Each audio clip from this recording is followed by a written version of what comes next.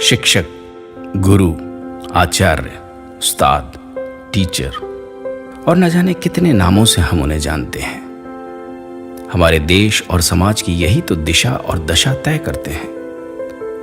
वे ही तो समाज के असल शिल्पकार हैं। वे समाज को शिक्षित करने के लिए अपनी सभी सुख सुविधाओं का त्याग कर अपने अस्तित्व तक को मिटा देते हैं। तभी तो कबीर कहते थे कि गुरु गोविंद दो खड़े काके लागू पाए, बलिहारी गुरु आपने गोविंद दियो बताए।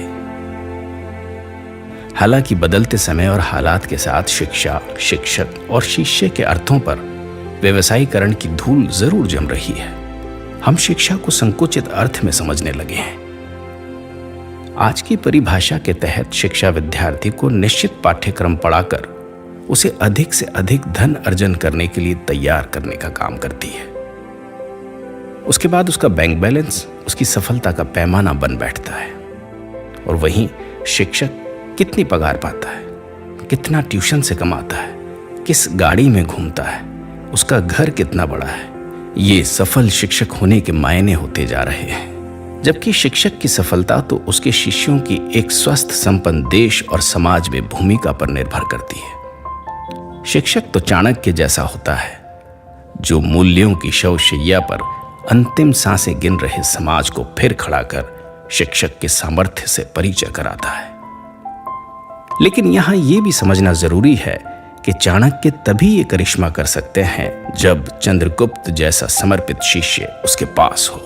आज भी आदर्श शिक्षकों की कमी नहीं है, लेकिन उन्हें आदर्श शिष्यों की तलाश है। शिष्य के इसी समर्पण और निष्ठा से जुड़ी एक छोटी सी कहानी मैं आपको सुना रहा हूं।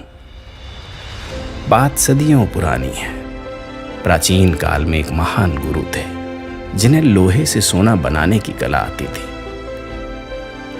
पर वो ये कला किसी को नहीं सिखाते थे। कई लोगों ने प्रयास किया कि वो ये कला उस गुरु से सीख ले, पर सफल ना हो सके। उस देश के राजा को ये विचार आया कि अगर उसे ये कला मिल जाए तो अपनी प्रजा का कल्याण कर सकता है। ऐसा सोचकर पहले तो उसने कई प्रकार के उपहार और मूल्यवान वस्तुएं उस गुरु के पास भेजे और अपने किसी दरबारी को वो कला सिखाने का अनुरोध किया। परंतु गुरु ने साफ शब्दों में मना कर दिया।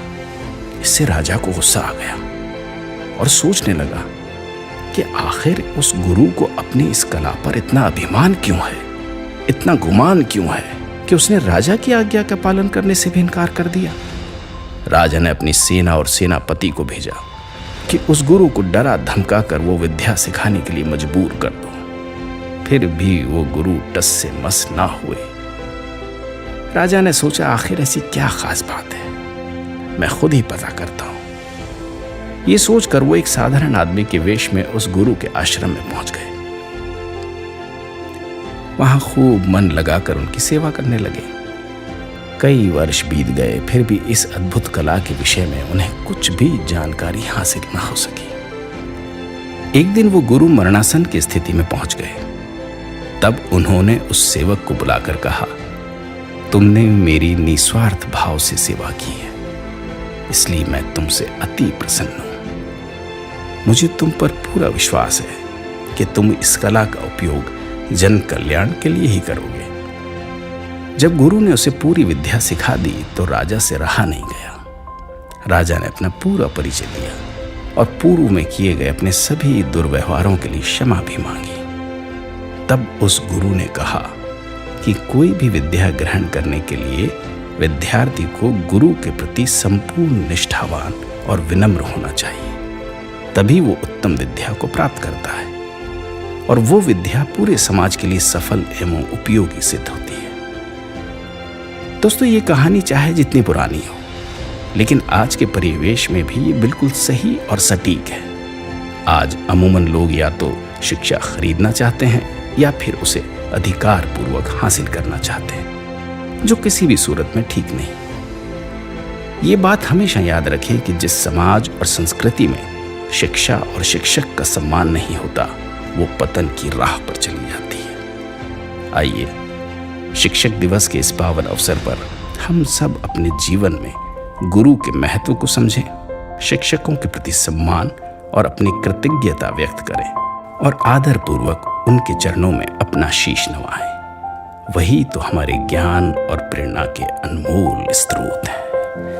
बुद्धिमान को बुद्धि देता अज्ञानी को ज्ञान, शिक्षक शिक्षा से ही बनता हर देश महान।